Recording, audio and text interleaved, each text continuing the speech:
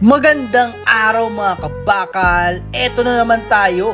May balita kay Prince Albert Pagara. Isang ang malungkot na balita ang nangyari. Dahil itong idol natin na si Prince Albert Pagara ay natalo sa Russia. Sa kadahilan ng sa 4th round, bigla na lang sumakit ang kanyang balikat. Kaya nga naman hindi na ito nakalaban pa. At kaya nga naman ang tinanghal na panalo ay yung kanyang kalaban sa Russia. Marami kasi ang nagsasabi na itong laban daw ni Albert Pagara ay short notice.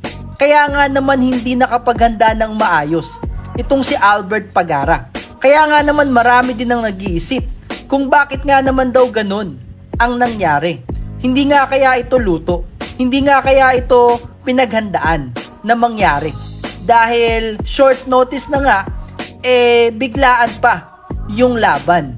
Yan nga din kaya siguro ang dahilan ng pagsakit ng balikat nitong si Albert Pagara.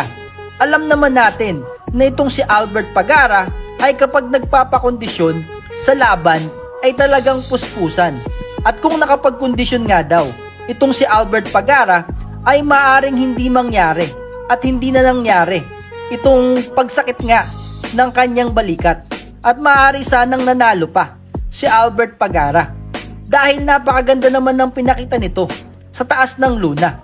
Ganun pa man, marami pa rin naman ang natutuwa dahil nung lumaban nga itong si Albert Pagara ay napakagaling pa rin. Wala pa ring pagbabago. Kung hindi niyo po alam, si Albert Pagara po kasi ay isa rin sa mga Filipino boxer na hinahangaan ng marami dahil marami na rin po itong pinatumba sa taas ng luna. Marami na rin po itong naging achievement. Kaya nga naman marami din ang nadismaya sa nangyari.